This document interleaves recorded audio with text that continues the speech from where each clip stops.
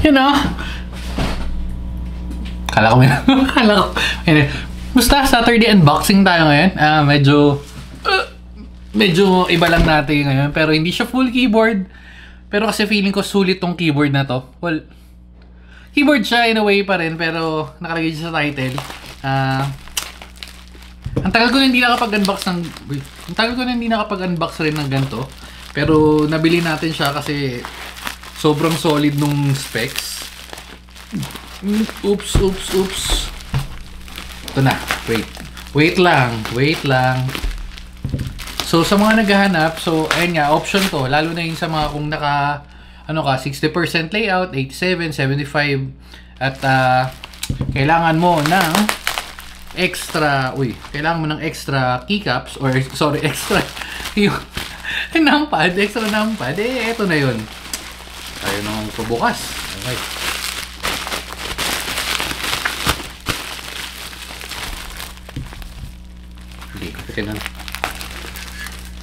Ito yung nagkakalkal. Hindi na natin ayaw yung magpabukas. Okay. Oops! Ano ba ito? Nanaleon na? Yung scotch tape lang. Zuya pala to. So, Zuya is pagkakatanda ko is GMK. Ganito rin yung di ba? Yung GMK 87 natin. Alam ko solid yun. Actually, hindi ko pa siya nababalikan. Ako rin ngayon. Hindi ko pa siya nababalikan. Ang ganda ng babalikan ko yung keyboard na yan. Kasi medyo, alam mo yan, medyo nakatambak na siya dyan. Yung foam. Kasi kailangan daw tanggalin nga yun. Oops. Kasi pag pinapress mo, umaangat siya. So feeling ko ganito rin yun. Pero kasi ito is pre-built na. So tingnan natin kung ganun rin ba ang kanyang tadhana. Okay. Bakit ko nasabing feeling ko sulit to? Unang-una magkano bibili natin dito? Parang nasa 2 something lang to eh. Or less than. Yeah. So punta muna tayo sa presyo bago tayo pumunta kung saan. Magkano to? Zuya. Nasaan na? Ayan, Zuya. Well, ayun, sakto lang. 2K nga. 2K less. Hindi siya nakalagay Zuya, pero Zuya nakalagay dito, pero GMK26. Ayan, GMK26. 1999. Pero pag na-discountan natin, syempre, boy discount tayo, pumapatak ng 1.5. 1.6, roughly. So, Zuya, 20%. GMK26, QMK/BIA. Parang ito pa lang yun. Baka meron ng iba. Malamang meron ng... hindi pala meron. Yung ano to?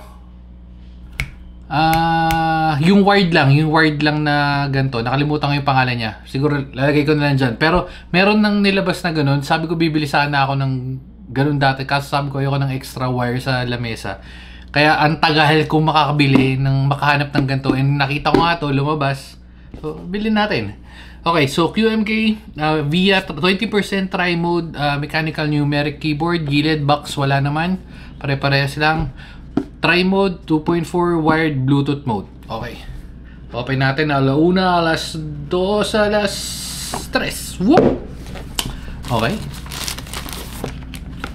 So pupunta na tayo dito mamaya. Pero ito yung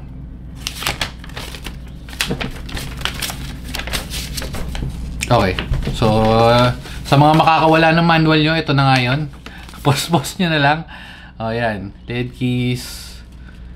Uy, wait lang. Macro keys. Cancel, cut, cap. Uy, okay. Meron na siyang magandang function to. Kasi ayan, unang-una meron siyang cancel, may cut, may copy, paste, display desktop. Medyo mapapakinabangan tong part na to. Okay. So, USB yung toggle ng... Ano yung toggle? 4. Okay. So, going back, nag-break na rin din muna ako. Tayo ay nag-Nagaraya muna. Nagaraya plus Vitamilk. Non-sponsored, pero ito muna tayo. Anyway, so, ito na nga sinasabi ko. Nandito tayo sa LED keys, sa FN shortcut keys. Ayan yung brightness. Yung kadalasan tinatanong, paano yun on-off. Okay. To reset, FN0. Tapos yung toggle for Bluetooth FN123, and yung sa dongle, may dongle pala to, okay. Yun 4, and then yung wired is wired, wala wired. Okay, connect lang. Okay. Auto sleep. Auto sleep niya is 5 minutes, pero may software to eh. Ayun, no. Wait, ano to? Please visit github.com battery via releases to download the latest via application. Okay. Hindi, pero feeling ko gagana naman to rekta, pero te-testing ko na lang din. Tapos, yan. Ay, no. All goods, all goods. Ito, wala na tong likod kasi Chinese tong part na to. Pero, anyway, so, yan yun. At meron tayong kasamang... Ayun yung pabukas. Box lang pala. Box pala yung kala ko takip. Uy, ang ganda. So, meron siyang braided USB-A, USB-C. Meron din siyang keycap puller, switch puller, tsaka ano to. So meron pa siyang extra keycaps. Okay. Sakto. Dahil yan, thumbnail natin. Thumbnail. Okay. So, open na natin. Hindi na ay, mag-aang. Medyo mag-aang to. Pwede. Hindi ko lang... hindi naman pangit. Hindi ko lang masyado siguro trip yung keycaps. Yung tunog, ayos lang nga din eh. Clacky. Clack. Papunta na siya doon sa, sa creamy side. Kaso kinulang. Lapag natin. Testing natin sa lapag. Baka naman pag sa lapag, hindi, talaga, bitin. Sa switch to, ano ba yung switch nito? Speaking of, ano ba ang switch niya? White?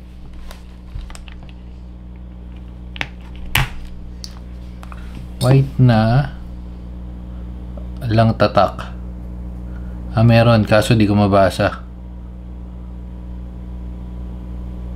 Parang ayaw niya ipabasa yung hindi makita, men. Wala eh. Ito, wala hindi kita. Pero yun, kita niyo, eto, nakita niyo na rin. 5 pins. May foam na rin. Feeling ko switch lang to. Kasi eto, although hindi to gasket, plastic eh. Hindi siya gasket, pero may foam na eh. So, may dagdag factor na din yung foam. Pero, yun nga, hindi siya ganun ka-creamy. Pero again, hindi naman to yung main mong keyboard. Kaya para, okay lang. Tapos,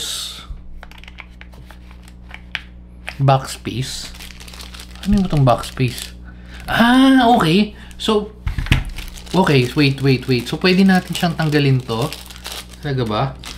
Ito nakalagay dito. Ayun, pwede natin siyang tanggalin. As i-go-control natin via, or isa-set natin through via na gagana siya itong backspace and tab as one. Tama ba? Tama. Syempre, pag gano'n, magtatanggal ka lang ng isang switch. Pero, yan. Galing, ganda. Ayos. So, convertible. Pipili lang tayo isa. Ay, hindi. Tama. Tatanggalin natin to. Oops. Oopsie. Okay. So, ilalagay na natin sa gitna. Ayaw. Baligtad. Babaligtarin natin. Ayun. So, tapos, tsaka natin to lalagay. Woo! Ayos Ang galing Convertible na... Ayos ang ganda. Galing. Ganda na naisip nun.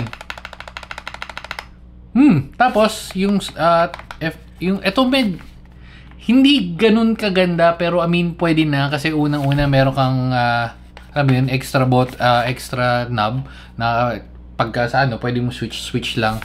Tapos ito, isang napakaganda nito. Hindi siya ganun ka big deal, pero alam mo yun, meron kang extra na pipindutin lang kasi typically ganito lang. Ang dami ko na kasing gantong yung ito lang, yan, ganito lang, yan na numpad.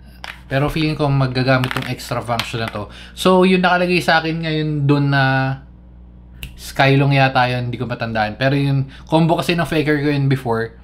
And so far, hindi ko na siya ginagamit. Although yun hindi ko na nagagamit ng mga ganito kasi wala, medyo nasanay na ako sa 87 keys na layout na yung sa taas lang, tapos pag by backspace, sobrang bihira na ako gumamit ng numpad.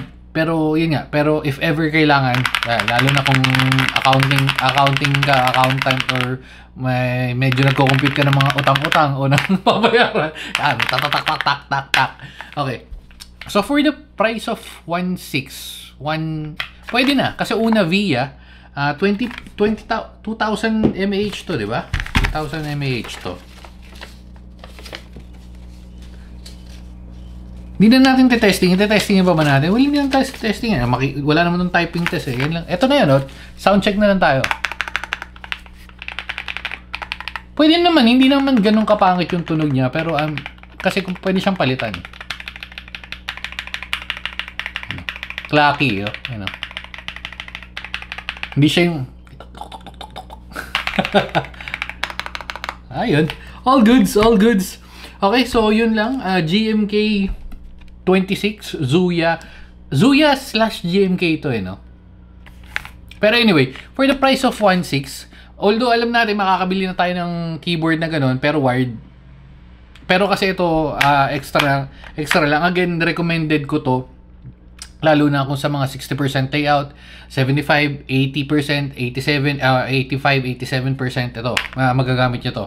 Lalo na again kung kailangan niyo yung keypad function. Pag hindi, kung full size na yung keyboard mo, siguro dati ka rin si Raul para bumili pa ng ganito. Pero again, pwede naman. So, ang haba nga lang, sobra ng keyboard mo na, no? ayun lang. Sige na, GMK 26. Bye-bye na guys. Babu.